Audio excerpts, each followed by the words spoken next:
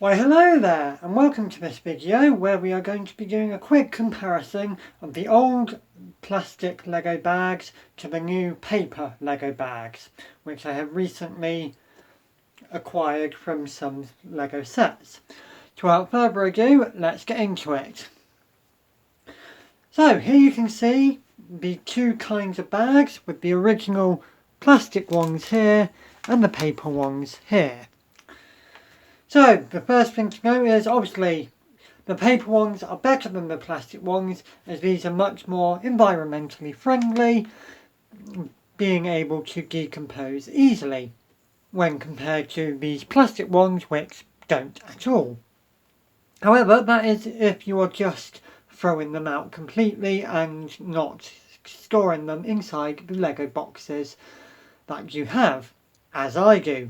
Because every single one of my Lego sets, I keep the bags in case I need to take the sets apart and store the pieces back in their original bags again. And as you can see here, I have rather a lot of these boxes full of the plastic bags which haven't broken down at all and are storing Lego pieces.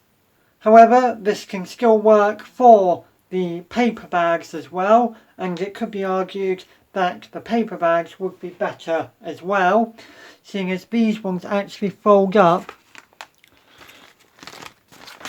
a lot better than the plastic ones to create a better seal around the loose pieces to stop them escaping. Whereas with the plastic ones, you kind of have to fold them up, but they do rather quickly re-unfold like that. So you have to fold them up and then squish them quite fast into the boxes so that the pieces don't escape. But as you can see, after a while the bags do kind of hold a folded up shape. However, the paper bags do a much better job at holding a newly folded shape to keep the pieces safe inside. Now, if we compare the opening of the bags to each other, with the paper one, it is now this tear along this top with this perforated seam that goes all the way across. As you can see, I've kept the top piece connected to it and haven't opened all the way across. And then it's very easy to open out like that. And of course, with these bags, there is always these smaller Lego bags inside for the smaller pieces. Which, as you can see here, I've also kept pieces in to keep them safe, and these two also fold up quite easily. With the smaller ones, the care is a little bit less easy with only a triangles here showing where to tear and no perforated edges at all. So you could pretty much just tear it either here, here or anywhere across here and you will be able to get into it. With the old plastic bags, it was just a pull the tops and they would rip open most of the time along the top seam. However, this is not always the case and it will sometimes just randomly rip down the side, which would make reusing them a little bit difficult.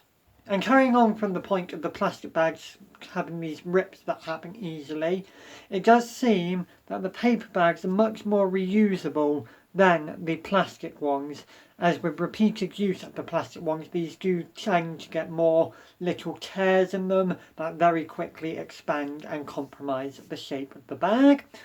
Whereas with the paper one, these seem a lot more stable and don't actually rip as easily, mainly because of this perforated edge here, which means the bag always rips in this line you want it to, rather than randomly breaking down across the bag. Now on to the one drawback with these paper bags when compared to the plastic ones, at least with the method I use to build Lego sets. And this being that the paper bags are not see-through at all. And so you cannot see the pieces inside. And this is an issue for when I build Lego builds, as I like to keep all the pieces in their respective bags and pick out the pieces I need one at a time, rather than just tipping the bags out completely. This isn't so much a problem with these bigger paper bags, as you can create quite a large hole and be able to see inside the bags.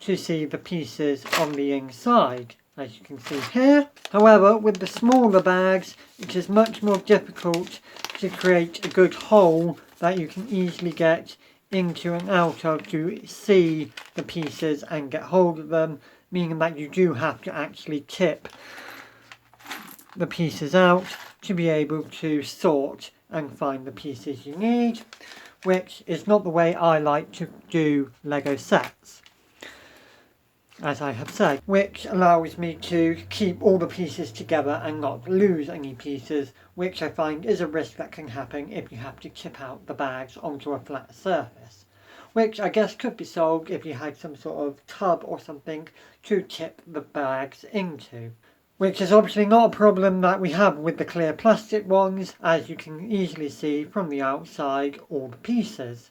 And in the case of the smaller bags that are inside the main bags, these do tend to open a bit better than the paper versions, which grants better access to the pieces on the inside.